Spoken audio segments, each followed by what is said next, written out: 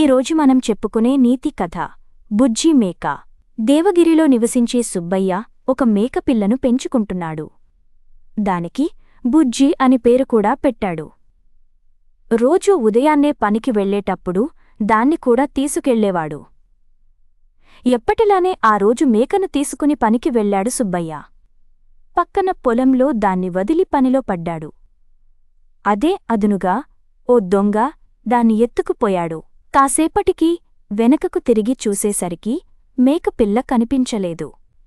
ఆ చుట్టుపక్కలంతా వెతికాడు, కాని లాభం లేకుండా పోయింది.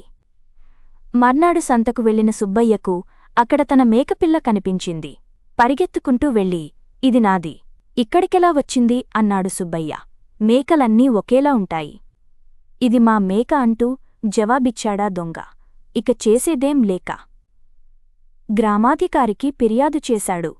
ఆయన సంత దగ్గరికి వచ్చి, ఏమయ్యా, ఈ మేక సుబ్బయ్యది అంటున్నాడు, ఇచ్చేయండి అన్నాడు. లేదండి, ఇది నాది, చాలా ప్రేమగా పెంచుతున్నాను అన్నాడు దొంగ. అప్పుడు సుబ్బయ్య గ్రామాధికారి చెవిలో ఏదో చెప్పాడు. ఆ మేకను అక్కడ వదిలిపెట్టి కాస్త దూరంగా వచ్చి నిలబడు అన్నాడు గ్రామాధికారి.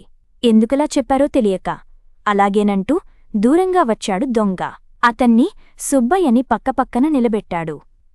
ఇద్దరూ మేకపిల్లను ప్రేమగా పెంచామంటున్నారు కదా, మీరు దాన్ని రోజూ ఎలా పిలుస్తారో అలా పిలవండి.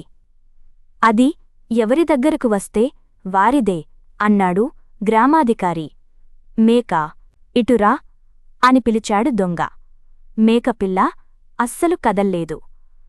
బుజ్జి, ఇలా రా అని సుబ్బయ్య అనగానే పరిగెత్తుకుంటూ వచ్చేసింది. దాంతో అక్కడున్న జనం దొంగకు దేహశుద్ధి చేశారు. గ్రామాధికారికి కృతజ్ఞతలు చెప్పి మేకని తీసుకెళ్లాడు సుబ్బయ్య.